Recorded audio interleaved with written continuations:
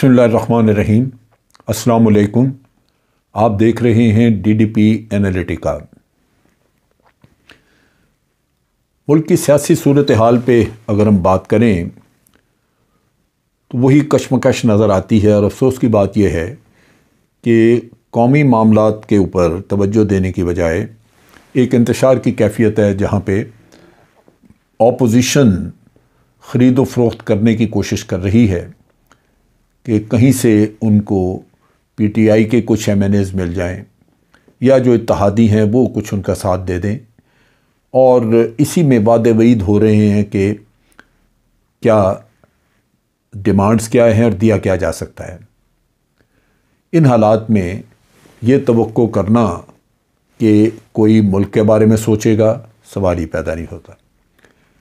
23 مارچ کی long march والا قصہ، اور اس کا نام رکھا ہے مہنگائی مارچ، کے عوام کے فائدے کے لیے، عوام کی ہمدردی میں، کیونکہ عوام پس رہے ہیں اور اس پسنے کا مہنگائی میں پس رہے ہیں، لہٰذا 23 مارچ کو کریں گے۔ مہنگائی تو آج ہے بھائی، آپ 23 مارچ کا انتظار کر رہے ہیں۔ اس کے ساتھ ساتھ آپ دیکھیے کہ ایک ایسی کیفیت ہے جہاں جوڑ توڑ کے علاوہ ایک دوسرے کے اوپر کیچڑ اچھالنا، الزام تراشیاں، اور سارا زور اس چیز پہ ہے کہ کسی نہ کسی طرح حکومت کو گرا دیا جائے۔ اس پروسیس میں جھوٹ دبا کے بولا جاتا ہے، یہ سب کو پتہ ہے، لیکن اس میں جس پہلو پہ مجھے اعتراض ہے وہ یہ ہے کہ ہر دفعہ آپ الزام عائد کر دیتے ہیں افواج پاکستان پہ۔ اگر آپ کی ناکامی ہے کہ آپ لوگوں کو اپنی طرف کھینچنا چاہ رہے ہیں کہ وہ آپ کا ساتھ دیں اور نو کانفیڈنس ووٹ ہو، اور وہ لوگ اپنے مفادات کی وجہ سے آپ کا ساتھ نہ دیں، تو کہتے ہیں کہ جناب اسٹیبلشمنٹ جو ہے وہ نہیں چاہتی، اسٹیبلشمنٹ کہے گی تو یہ فوراً ہمارے ساتھ مل جائیں گے، اسٹیبلشمنٹ نہیں کہے گی تو یہ نہیں ملیں گے۔ آپ افواج پاکستان کے اوپر الزام تراشیاں کرتے ہیں، یہ کیوں نہیں کہتے کہ آپ سب کے اپنے اپنے مفادات ہیں، آپ اس کی روشنی میں کام کرتے ہیں؟ اور پھر ایک عجیب وتیرہ ہے، آپ دیکھیے کہ پارلیمنٹ کو کس حد تک بے توقیر کیا گیا۔ اس میں پی ٹی آئی کا بھی قصور ہے کہ پی ٹی آئی نے کبھی بھی اپوزیشن کو سسٹم کا حصہ نہیں سمجھا۔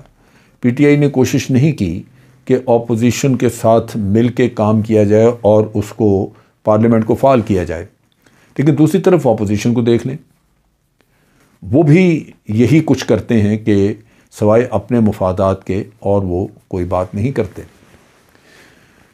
پچھلے دنوں آپ کو یاد ہوگا کہ اسٹیٹ بینک آف پاکستان کی اٹانومی کے اوپر ایک بل پیش کیا گیا، جو کہ سینٹ میں جب پاس ہوا تو سینٹ میں اپوزیشن لیڈر یوسف رضا گیلانی صاحب وہاں موجود نہیں تھے۔ میں تصور بھی نہیں کر سکتا کہ یوسف رضا گیلانی کبھی غیر حاضر ہوئے ہوں گے اپنی پارٹی لیڈرشپ کی اجازت کے بغیر، یا انہوں نے ان کو ہدایات دی ہوں گی کہ آپ یہاں سے اس بل کو پاس ہونے دیں اور خود غیر حاضر ہو جائیں۔ نون لیگ نے اس وقت دبا کے اس کے اوپر احتجاج کیا، بہت ساری باتیں کیں، یوسف رضا گیلانی کے اوپر الزام تراشیاں ہوئی، بہت کچھ ہوا، لیکن اس کے مقابلے میں آج آپ دیکھیے کہ سینٹ میں بل پیش ہوا جس میں کہ اپوزیشن کو شکست ہوئی، اور یہ بل بھی اہم تھا اس نقطہ نگاہ سے کہ اس میں جو oil and gas regulatory authority ہے اس کے بارے میں کچھ امینڈمنٹس تھیں، اس کے جو آرڈیننس پاس ہوا ہے اس کے بارے میں امینڈمنٹس تھیں، یعنی دوسرے لفظوں میں آپ نے oil and gas regulatory authority کو مزید انڈیپینڈنٹ کر دیا تاکہ ریاست کا اس کے اوپر کنٹرول کمزور ہو۔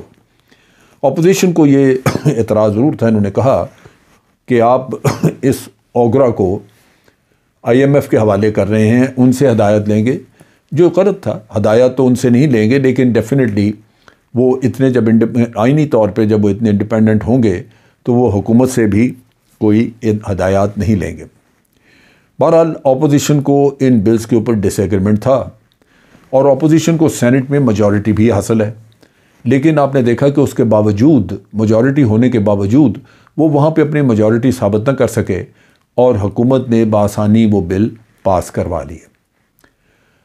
اب یہاں پہ جو لوگ غیر حاضر تھے، یا جن میں ان میں خاص طور پہ نمایاں لوگ تھے جو پی ایم ایل این کے حاضر نہیں تھے، دو وجوہات ہو سکتی ہیں.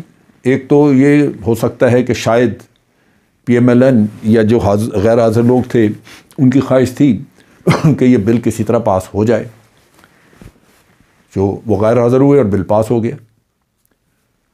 دوسرا یہ بھی ہو سکتا ہے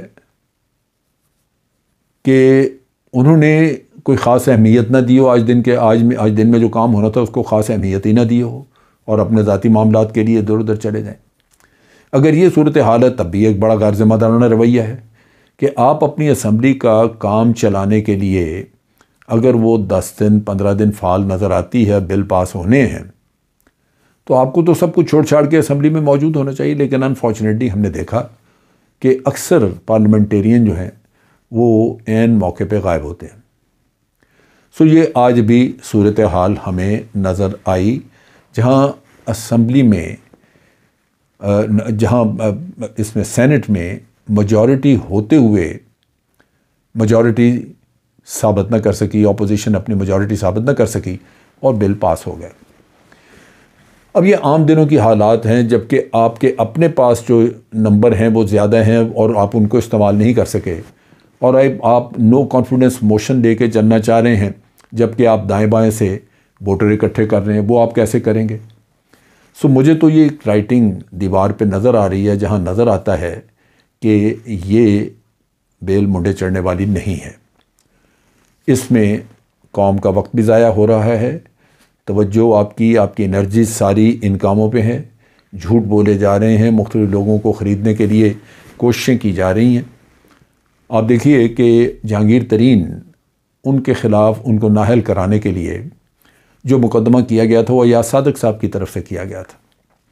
بعد میں اپوزیشن نے ہی شور مچایا کہ یہ جو شوگر سکیم ہوا ہے، جو سکینڈل ہوا ہے شوگر کا، جس میں بہت پیسہ کمایا ہے شوگر مافیا نے، اس کی تحقیقات ہوئی لیکن اس کے اوپر کوئی حکومت نے مقدمہ نہیں چلایا، اس وجہ سے کہ شوکت ترین صاحب اس میں جہانگیر ترین صاحب اس میں شامل ہیں.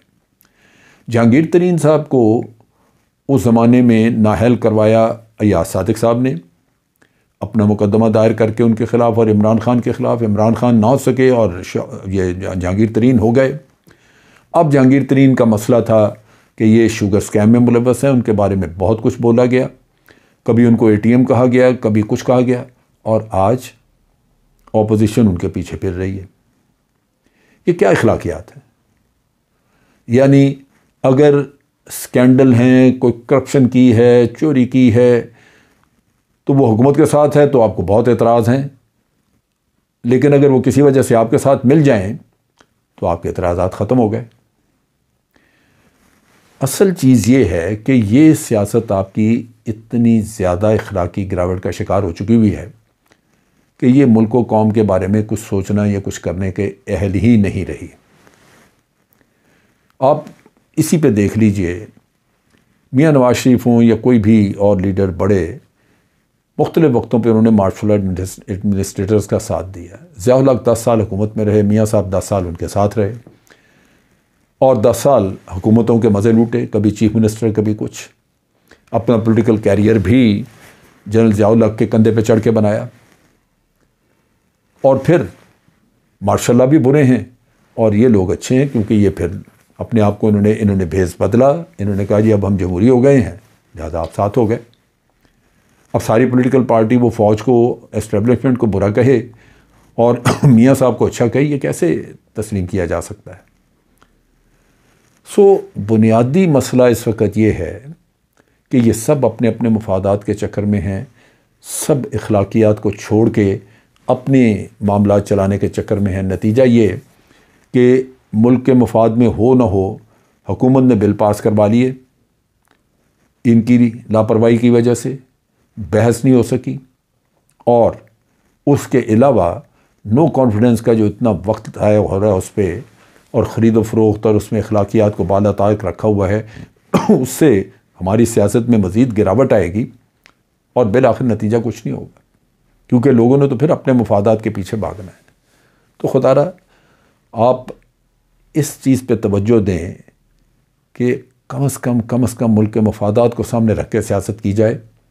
آپ اپنے مفادات بھی دیکھیں لیکن پہلے ملک کا مفاد تو دیکھیں. اگر آپ یہ نہیں دیکھیں گے آپ کی سیاست میرے نقطہ نگاہ سے بالکل بیکار اور ملک کے مفاد میں نہیں ہے۔ آج کے لیے اتنا ہی۔ افواج پاکستان زندہ باد، پاکستان پائندہ باد۔